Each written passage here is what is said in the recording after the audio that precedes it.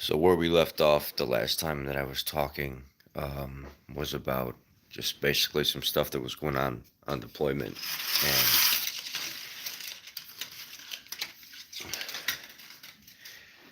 the general life was kind of like that for about I would say for almost 3 months, where while we were deployed, it was the same craziness. Schedules had to change a little bit left and right because you didn't want to leave the same time all the time for your patrol, because if you would do that and you would take the same route every time, leave at the same time every time, you would give away your different patterns of basically being deployed.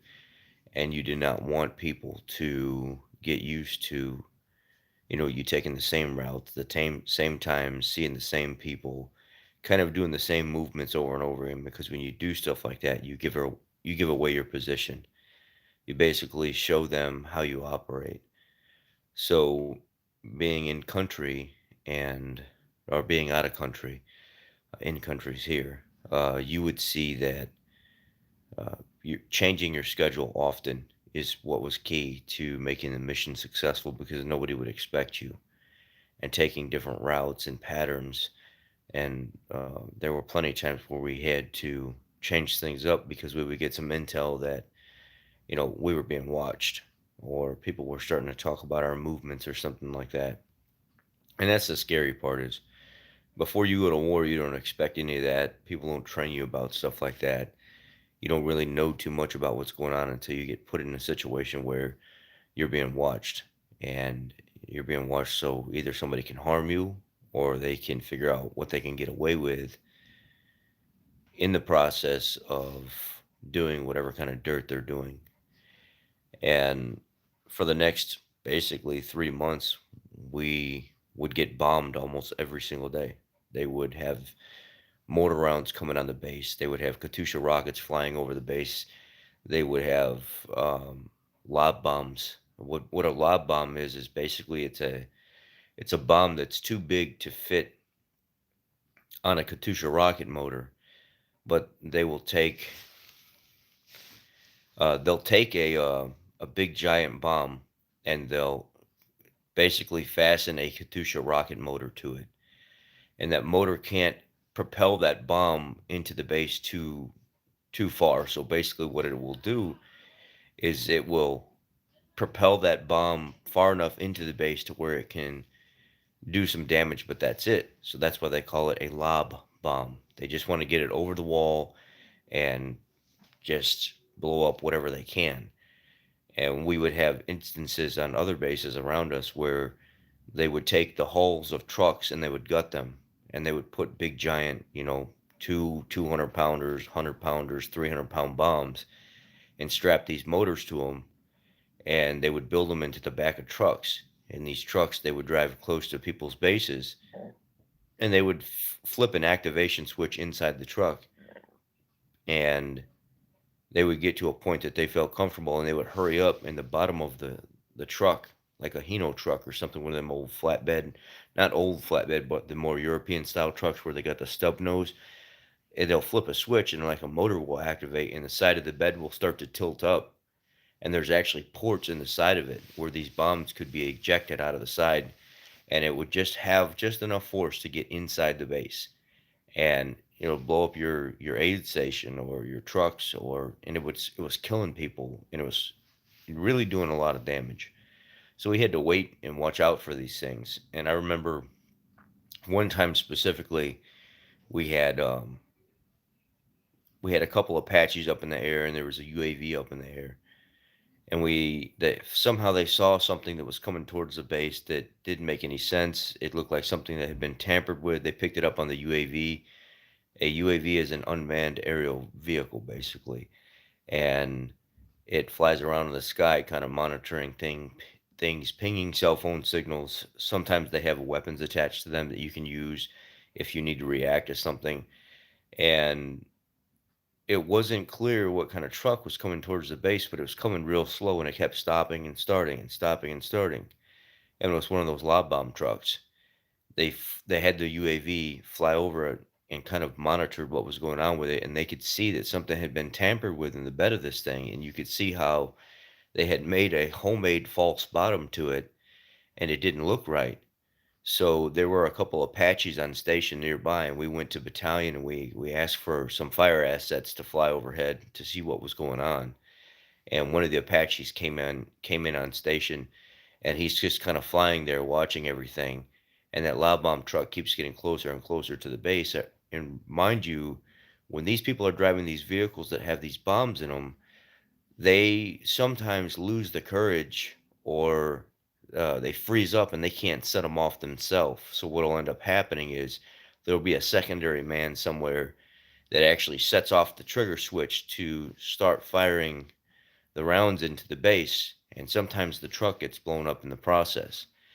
But while that Apache was flying on station and relaying all the information back to battalion, we could see via live footage from the UAV and the Apache everything that was going on. And our captain, our commander, was actually monitoring the situation. And the truck got close, it got set, and it started to open up, and the false bottom started to pivot. And right about that time, the commander gave the okay for the Apache to just light this thing up. And you could just see just bits and pieces of this truck getting blown all over the place. They actually lit the truck up before it could get the bombs off, and we just needed confirmation that that's what it was. Good morning, Lisa.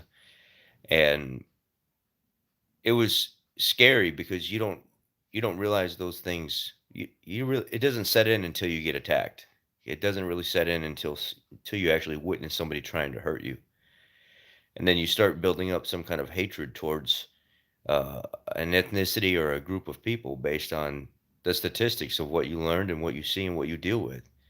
And in the beginning, I was that young guy soaking everything in, and I started building up this hatred for Middle Eastern people, and eventually it went away. But I had to learn more about them. I had to learn more about what was going on first before I could continue um, the hatred. So basically, my role there over the next few months was to just uh, learn as much as I possibly could, kind of learn a language. I would hang out with the interpreters a lot. They called me the son of the Terps because I would go down to the area where they all lived, and I would eat breakfast with them in the morning. They would have their like non-style bread, and they would fry up like some eggs and onion and stuff like that, and they would use the bread to like pull the eggs and the onion and stuff out of off the plate. And I would drink tea with them, and I would smoke hookah with them, and I actually got to learn a lot about them. So I realized that everybody wasn't bad there. It was just a matter of figuring out, what the intent was. There are some people there, they just don't make money over there. Like you might be lucky to make $100 a month over there, and that's nothing. Like, so we would pay interpreters to work with the Americans, 600, 700 bucks a month, and they would come along with us and they would interpret for us. Um, we would pay people at like, I don't know, the chow halls and stuff that would work there, or the laundry facilities. They might make $400 or $500 a month, probably more like $400 a month. And it was just a different type of living for them. We would get people from Nepal, we would get people from India there, we would get people from the Middle East, just like Iraqi people and stuff working there. It all depended on who was contract out to do those specific jobs. Um, let's see. We had contractors we had American contractors that would go through like big companies and stuff like that. They make between 80 and $120,000 a year, and they would have people that do handyman work from like Nepal, Iraqis, things like that, that would come through and fix the doors and the walls and stuff of that nature, and only pay them $500 a month. So in that aspect, things kind of weren't right because you had a supervisor that was from here. And I remember one time specifically, there was this hillbilly guy from Kentucky showed up. He had no teeth in his mouth and looked like he's 40 years old, doing drugs his whole life. And he'd come through there and brag about having multiple Harleys, and his wife's got two or three expensive high-end vans for the kids and stuff, and a big old giant house. and the guy doesn't even have a driver's license because they would pay him so much money to do that contracting work overseas, and he would take around these Iraqis and these guys from Nepal and basically tell them what to do, and he would make all this money and they would make nothing. So it's kind of a vicious cycle.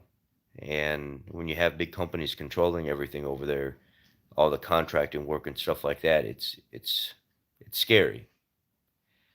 And then it makes you think about all the money that we waste on, contractors and stuff when they're not really doing any work anyway. It doesn't even really require a skill. It just requires a skin color and uh, a citizenship, and all of a sudden you can be considered a contractor just because you work for a company.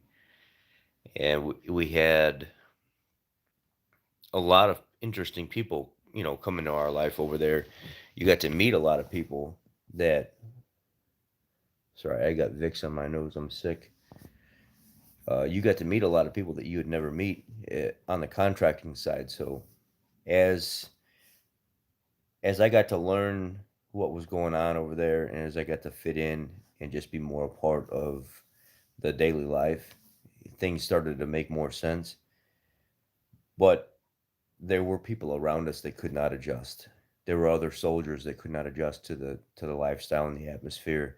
And no matter what, they were always miserable. They were always homesick. They didn't want to be there.